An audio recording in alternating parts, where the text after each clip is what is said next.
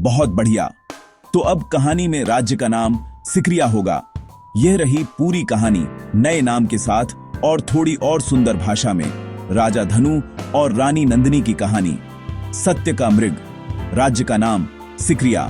बहुत समय पहले हरे भरे और समृद्ध राज्य सिकरिया पर एक न्यायप्रिय राजा धनु का शासन था। उनकी रानी नंदिनी सुंदर ही नहीं बल्कि बहुत बुद्धिमान और दयालु थीं। दोनों मिलकर अपने प्रजाजनों की हर जरूरत का ध्यान रखते थे। एक वर्ष सिकरिया राज्य पर भयंकर सूखा पड़ा। नदियां सूख गईं, कुएं खाली हो गए और खेत बंजर हो गए। लोग दुखी और प्यासे थे। मंत्री बोले, महाराज, पहाड़ियों से एक नई नहर निकाली जा सकती है, पर रास्ते में एक रहस्यमयी मृगवन आता है। वहां एक जादुई मृग रहता है।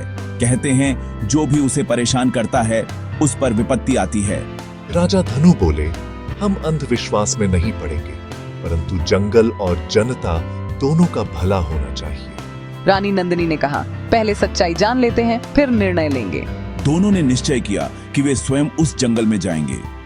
अगली सुबह राजा और रानी अपने घोड़ों पर सवार होकर मृगवन पहुंचे। रास्ते में एक वृद्ध साधु मिले। उन्होंने कहा, हे राजन, यह मृग केवल उन्हीं के सामने आता है जो सच्चे मन से आते हैं। छल या लालच वाले को वह दिखाई नहीं देता। राजा और रानी आगे बढ़े। कुछ दूर जाकर उन्होंने देखा एक अद्भुत सुनहरा मृग शांत मुद्रा में खड़ा था। उसकी आंखें गहरे झरनों जैसी निर्मल थीं। मृग बोला, कहो मनुष्यों, तुम मेरे वन में क्यों आए हो? राजा धनु ने हाथ जोड़कर कहा, हमारे लोग प्यासे हैं, हमें पानी चाहिए, पर हम इस वन को नुकसान नहीं पहुंचाना चाहते। मृग ने मुस्कुराते हुए कहा, अगर तुम्हारा मन सच्चा है तो मैं तुम्हारी मदद करूंगा, पर 2 वचन देने होंगे। पहला, नहर बनाते समय पेड़ों को बचाया जाएगा। दूसरा, हर साल इस वन में उतने ही पेड़ लगाए जाएंगे जितने कटेंगे। रानी नंदिनी ने तुरंत कहा, हम दोनों वचन देते हैं। राजा धनु ने सिर झुकाकर कहा, सिकरिया राज्य सदैव इस प्रतिज्ञा का पालन करेगा।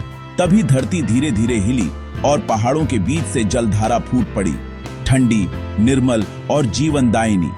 गांवों में हरियाली लौट आई। लोग खुशियां मनाने लगे। उस दिन से सिकरिया राज्य में हर साल वृक्ष महोत्सव मनाया जाने लगा।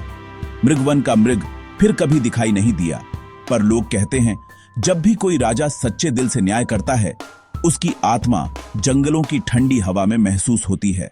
कहानी का संदेश, सच्चे मन, बुद्धि और प्रकृति के सम्मान से हर कठिनाई का समाधान निकल सकता है। क्या आप चाहेंगे कि मैं इस कहानी के 4 सुंदर चित्र इल्यूस्ट्रेशन बनाऊं? एक राजा धनु और रानी नंदिनी सिकरिया के महल में। 2 जंगल में सुनहरा मृग।